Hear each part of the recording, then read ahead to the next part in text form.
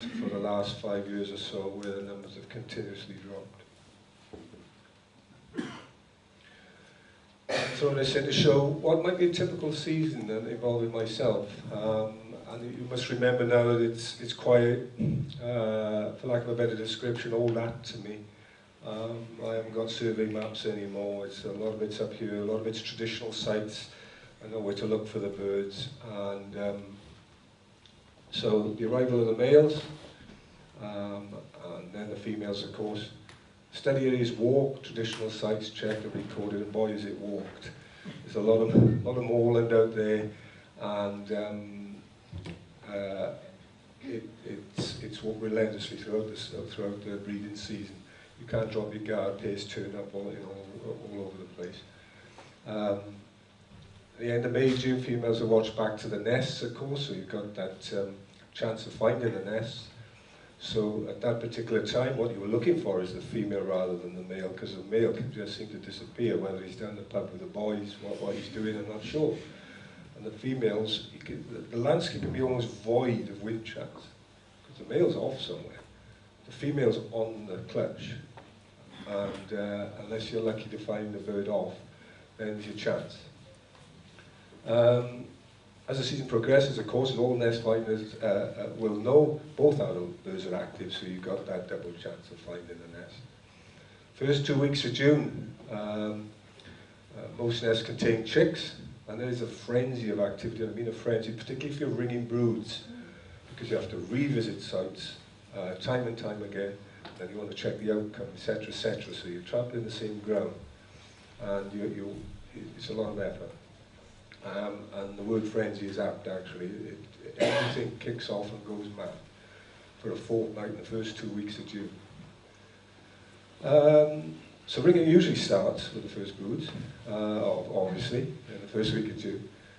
The last week of June, most pairs will have fledged, or young will have failed, and the hills are alive and sounding. Replace clutches, etc., etc. So the arrival of the male Whinchat, yeah, it's usually the male, as I think it is in probably all summer migrants. They arrive to established territories, of course. Now the earliest was the 14th of April I've ever recorded. I've never had one before that. And rightly or wrongly, I think anything in March is, just beware of that. I'm not quite sure. That would be quite freaky to see, and there might be somebody in here going, well, I've seen one in March, but that would be extremely, extremely rare. And so would anything from mid-October onwards. The males are always the first to arrive, the females arrive a little bit later. It's a great time actually to get onto the moorland, especially early in the morning, the sun's coming down, and the song of the Whinchat, as small as it is and relatively quiet in some aspects, will carry across the moorland landscape quite prominently. So forgive the quality of the slide, but it's very easy to see the difference between the Stonechat and Whinchat. The resident, or the more often resident Stonechat, it's off in April, it's away, and it's 3 discernible peaks there, as you can see, because they regularly have 3 broods. With the Whinchat, they're arriving later, and there's that peak in June. It goes through the roof, and it peters out toward the end of July. Nest building and egg laying. Well, nest building over a couple of days, the female's rushed, a week, by the female only. The male will follow around at that time. Needs structure, like many other birds. Very rarely lined with anything more than a few fibres of wool or horsehair. Sometimes, however, you will get a nice feather or a chunk of wool, or even better. So the eggs are laid any time around mid-May, and the weather and our climate will play a big part in what's ahead, really, when the female is building a nest and clutching up. Her condition is all important, I needn't tell you that. So the first clutches be between 4 and 8. 6 are the most common first clutch, and I've only recorded 8. It's something like 1,600 nests. So anything over 7 is generally rare in my study area. In good years, there will be more clutches of 7. You get an indication of what sort of season you're going to have if you get lots of clutches of 7. The brood, they start hatching first week of June, as we just described. The average brood at the size of the ring is 5.1. They're in there, every book will say about 13 days, but of course that's just the book. They can leave the nest, as it says there, at 8 days old, if disturbed and if well fed again, and if the climate's been kind to them and the food source and supply's been there. So you put your hand towards them to ring them, and all of a sudden they're not in there, which is what you don't want. You absolutely don't want that, but it's difficult to tell. There's ways and means of making that damage limitation. We believe this is damage limitation for predators, etc. You imagine a fox sticking his nose in there and the brood goes all over the place. Well, there's more chance of some of the brood surviving. And the young walk from the nest. They don't fly, and they're not seen on the open perch, and they can't fly for another week or 2 afterwards. The brood can be split between 2 adults at this period of time. Success rate. Yeah, at its peak in good seasons, where we've had 5-6 good years on the trot, it can be as high as 74-80%, and that's through to fledging. Blorenge Mountain peaking there at 83. This year, I can tell you it was less than 30. And the year before that, not much better, and so on. So it caused for alarm. Predation levels fluctuate, of course, with a number of predators. After all, they have their good years and bad years, etc., etc. Climate has played a huge part, as we've said. During the period 2012 to 16, clutch and brood size have been remarkably smaller. And this trend may not be permanent. We've had these downs before with Whinchat. Numbers have fluctuated before, and the alarm bell's been ringing. Suddenly, they're up again. But there's something different about this, and it wasn't, I don't think it was climate related last time. Nest sites, a sample of 376. Bilberry was favoured, and I said vegetation. Maybe always a mix of veg types, of course. Now, we often relate the Whinchat with bracken, and true enough, it nearly is always there. But when the Whinchat is building its nest, it's not prominent. By the time the young are ready to leave the nest, it is prominent. And it makes excellent song perches and lookout points on in an open area where there's very few. And also it's excellent cover from the elements and from predators, of course, for the small birds to hide, for the young birds to hide in. So, to me, and I've been involved in land management, where some people were very, very anti-bracken, totally eliminate it, get rid of it, but it's not the thing. Bracken can't be a good thing. So I'm trying to get controversial now, like y'all. Grass species and the wood species, of course, are always present. From the start of the study, several years, direction of the nest was recorded, and we didn't think anything of this. It proved very irregular, as it says there, inconclusive to start with. And then this southeasterly preference seemed to emerge even with in this breeding stone chats. I didn't read too much into that, to be honest with you. It just seemed to be probably, I don't know, they just had a preference for it. Mortality, longevity, right, weather and climate we spoke out. Avian predation is always present, especially with a bird you've got nesting on the ground is so vulnerable. Not only predation, of course, but from the elements. Mammals, foxes, stoats, weasels, even grey squirrels now, getting up onto the hillside. Reptile, mainly adders, adders take chicks and eggs every year, and I've actually witnessed this. And it's interesting to observe a whinchat when it observes an adder near the nest. The male does what is only be described at a distance as some sort of song display flight. It jumps up and down, it goes to the ground towards the adder, and then of course it's basically defenseless. You know, the adder will ultimately, if it does find a nest, will do the damage. Human disturbance, particularly on the Blorenge Mountain, where vehicular access is now, in my eyes, under control. Really, it can be a huge problem, and dog walkers as well. And I'm a dog walker, but I'm sure you people in this room are more aware of the problems that can cause if you don't keep your dog on a lead, etc. So a fair number of birds returning with 3 or 4 year old, or many birds probably never live longer than a year. While 5-year-old birds became more common as the study grew over time, and 6 years was the oldest whinchat I ever saw. Probably a few of those, a couple of males and a female. On wet summers, that's what you are greeted with. Top left there, a brood of dying young. And that can be very, very sad thing when you see it time and time again in some particular summers. And that female was actually still sat in her eggs, dead, which was quite sad, natural causes. Second attempts, true second clutches and broods are rare. In the study area, I get very, very little. Most of the July nests are replacements from predation, or again from the elements, and I get very, very few actual second broods.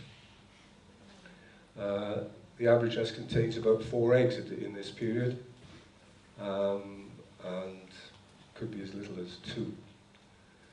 And young can still be in the nest until the very end of July. The latest I've ever had is a brood bursting to leave the nest on the very last day.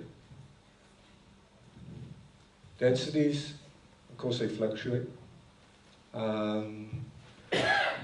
At present, the numbers that you see below, for example, as I've already described, that they fluctuate, but the numbers at the moment are even lower. Now, Gantlochdy is far larger than 160 hectares, but suitable habitat for whinchats, just 160, one pair, 5 hectares, not a lot.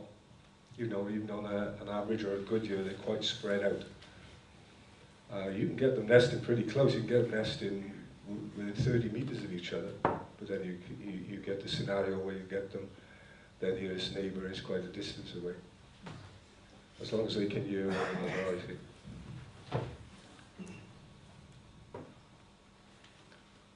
So ringing. Ringing, as for me, the results of ringing have become increasingly frustrating in a way.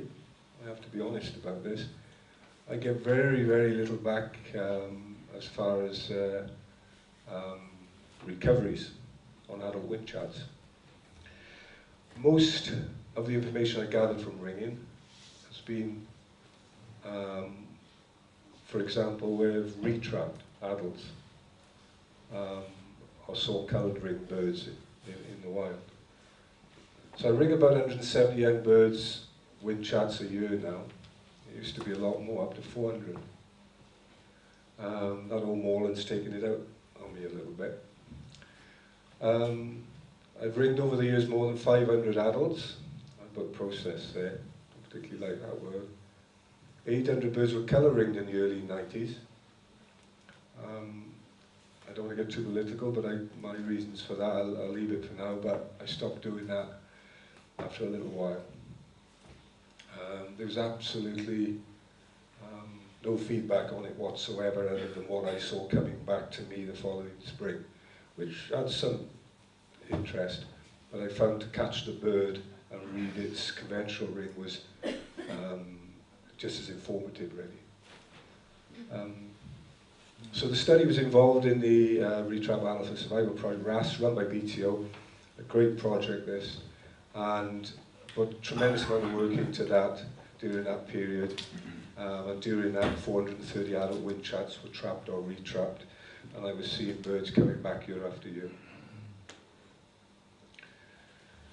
So by 2001, 75% of adult birds breeding were carrying rings, and that was quite something to walk these moorland edges.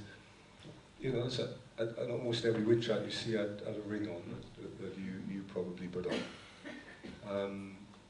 And then the information started to come back. It was proven that both male and female are site loyal in equal quantities. Although females for an adjacent site, in Powys, seem to wander down to the Blorenge site, for example. And we had a Cambridge ringed male breeding on the Blorenge, and a female killed by a cat in Gloucestershire. So quite diverse, small, interesting facts. I did have a bird, and Stephanie's here, she would have passed this one on to me. I recovered a bird near the Pyrenees in south of France at one time. That was nice. Longevity, a 6-year-old male recorded on Blorenge Ridge. I actually handled that bird, and there he is there. I handled him 4 times over that period. And a life history of Winchats in the study area made possible through ringing. To my knowledge, not many people have done that with a songbird, a trans-Saharan migrant, nesting on open moorland. Ringing provability is very rare, once in all those years, and a male has the same mate on 3 occasions in 5 years, but I think that was by accident, totally just turned up and there she was again, that, you know, lovely lady from the year before. She was nice too, actually, I remember her well. Well, a colleague of mine, Mark Lawrence, he instigated a study looking at local peregrine sites, mainly for pigeon racing rings, and found a lot of wild bird rings there as well. So he said, hey Steve, he said, oh well, we go into the forestry on the edge of the moor, and we'll have a look at some of these old nests, and we'll take a metal detector for a ring which you can barely see. And we scoured, we were like time team, you know, digging in the forestry floor and climbing trees and stuff. And local forest near Whinchat, breeding grounds, sparrow nests. Rings, historic and recent, were found in pellets, up to 10-year-old. 11 Whinchat rings were discovered. See, I'm not a true scientist, I'm a sentimentalist at heart, and I found that quite sad to find my bird rings on in sparrow sites. Then it dawned on me how interesting this was, and you know. Again, forgive the slide, but that's the table to draw up for the recoveries at the sites. Just ring numbers and the dates, etc., where they were ringed. Interestingly, a pied flycatcher that was ringed in Devon turned up at a forestry near Blaenavon, which I never would have thought of. A greenfinch ringed in the garden, that was up there, and a meadow pivot from 10 years previous, and a wheatear there, and a reed bunting ringed at Llandegford Reservoir, which is probably taken on the moorland and then taken into a dark forest to be devoured. But as you can see, a number of Winchats, but that's no indication of what the sparrow was actually taking necessarily, because I was ringing more Winchats than anything else, so that's the large numbers. And I have seen them come across the moor at a frightening pace and take singing males, adults carrying food, all right, really quite sad.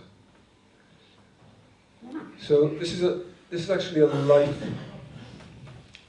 study of a particular bird, and this is where the sentimental side comes into it in a way. On the 3rd of June, 1998, K622865, he was one of 5 chicks in a nest near Blaenavon, following year, he returned to Wales, 200 metres from where his place of birth, and he raised 4 chicks successfully. A year later, he did a similar thing. And of course, got all the ring numbers for the chicks and the females as well. And then on the 4th of August, 2001, the ring for his ring was discovered in a sparrowhawk nest. And that sort of completed his life history, and then to be involved in that was, for me at the time, very special. The departure of the Whinchat post-breeding season, gatherings up to 40 birds, often including stonechat, but they won't tolerate each other when they're nesting.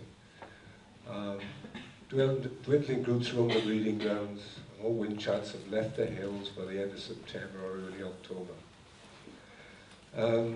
They can be seen in unexpected areas then, of course, as they move. Population concerns, I don't go too much into this because I know really no matter how important it is, it can get you down after a bit.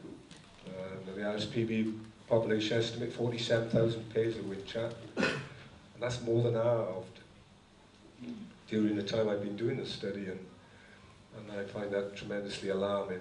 And I'm quite aware this is just one songbird, and there's a whole list of others which need our concern. Red status listed others include skylark and linnet. Again, birds share the same habitat as the Whinchat. Now it's showing a 55% long-term decline across Europe. The wheat year is 52. It's quite alarming. I believe these figures were maybe in the top 10. Is that it? It is, I'm afraid. I'm very sorry about that. It's quite abrupt. I'm sorry, I apologize for that. That's it. Thank you.